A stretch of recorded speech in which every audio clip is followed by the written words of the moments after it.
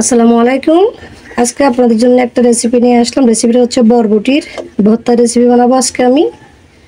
তার জন্য আমি এখানে বরবটি নিয়েছি অল্প পরিমাণ। বাসায় অনেক সময় শিম পড়ে থাকে, একদিন রান্না করলেও আর কিছু থাকে যায়, তাই ওই বরবটিগুলো নিয়ে আমি এখন ভর্তা বানাবো। কিছু কিছু সময় সুস্বাদু জিনিসও অল্প কিছু জিনিস দিয়ে হয়। আমি বরবটিটা ভালো করে কেটে নিচ্ছি ছোটো ছোটো করে।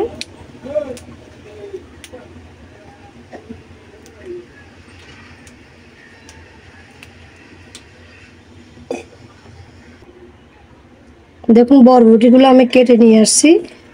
এবার এগুলো সিদ্ধ করব। তার সাথে দিয়ে দিব কাঁচামরিচ। কাঁচামরিচ একটু বেশি করে দিবেন, খেতে ভালো লাগবে ঝাল ঝাল। আর এই গরমে হালকা পাতলা ভর্তা দিয়ে ভাত খেতে খুব ভালো লাগে। আমার ভর্তা বানালে ঝাল বেশি না দিলে একদম ভালো লাগে না, তাই মরিচটা বেশি করে দিয়ে দিলাম। এবার সব কিছু একসাথে পরিষ্কার করে এনে সিদ্ধ করে নেব। সিদ্ধ হওয়ার জন্য চুলায় পানি দিয়ে দিলাম। সিদ্ধ হওয়া পর্যন্ত অপেক্ষা করব। দেখুন আমি বরবটি আর কাঁচামরিচগুলো সিদ্ধ করে নিয়ে আসছি। সিদ্ধ হওয়ার পর কিন্তু এরকম একটা কালার চলে আসবে ভিন্ন রকম। এবার আমি এগুলো ফাড়ার মধ্যে পিষে নিব। তার সাথে পিষে নিব এখানে আছে পেঁয়াজ। কিছু পেঁয়াজ কেটে নিয়েছি, পেঁয়াজের অংশটা একটু বেশি দিতে হবে, আর রসুন। তাহলে একসাথে সব কিছু পিষে নিয়ে আসতেছি। আমি শিলপাটা পিষে নিব, তাই একসাথে সব কিছু নিয়ে নিছি।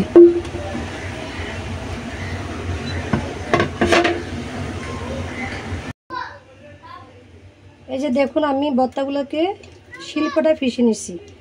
আর একেবারে মিহি করবেন না, একটু হালকা হালকা এইভাবে আড়া আড়া থাকলে এগুলো কিন্তু খেতে খুব ভালো লাগে। যখন এইভাবে পেঁয়াজগুলো দাঁতের নিচে পড়বে, খাওয়ার সময় খুব ভালো লাগবে। এবার আমি এগুলোকে একটু তেলের মধ্যে ভালো করে ভেজে নিব।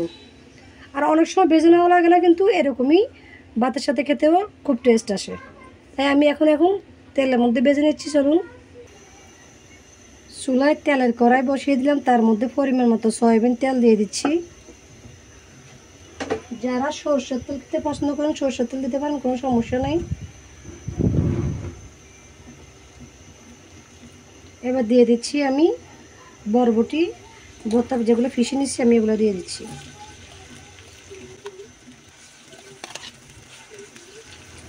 আর আপনারা যদি চান পেঁয়াজ কুচি তেলের মধ্যে ভালো করে ভেজে নিয়ে তারপরে ভর্তাটা ভাজি করতে পারেন, কোনো সমস্যা নেই। কিন্তু আমি তো পেঁয়াজ পিষে দিয়েছি, তাই দিলাম না।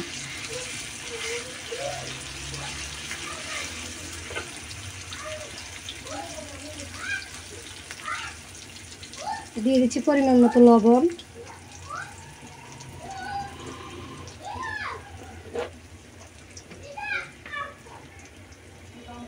দিয়ে দিব সামান্য পরিমাণ মতো হলুদের গুঁড়ি। এটা ইচ্ছা, আপনারা দিলে দিবেন, না দিলে নাই হলুদের গুঁড়িটা।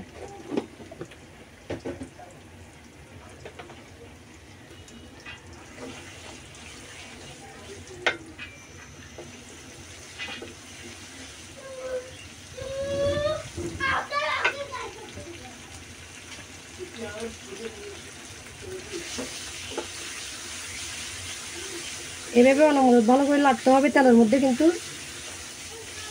চুলার জাল একটু কমিয়ে রাখবেন, বেশি রাখবেন না হয় পুড়ে যাবে।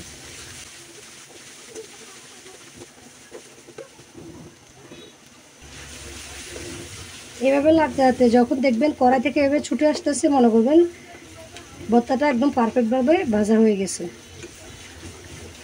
তাহলে এবার আমি চুলা থেকে নামিয়ে নিচ্ছি।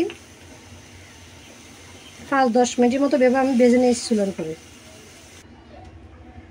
ভর্তাটা ভেজে নিয়ে আসলাম। দেখুন দেখতে খুব কালারটা এত যে সবুজ কালার আসছে, খুব সুন্দর আসছে। আর চাইলে আপনারা কিন্তু এখানে সেদ্ধ আলু মিক্স করতে পারেন।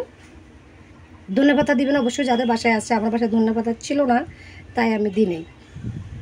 একেবারে সংক্ষেপে ঘরে কিছু উপকরণ দিয়ে আপনার রান্নাঘরে যা আছে তা দিয়ে আমি সামান্য বরবটি দিয়ে ভর্তা বানিয়ে নিলাম।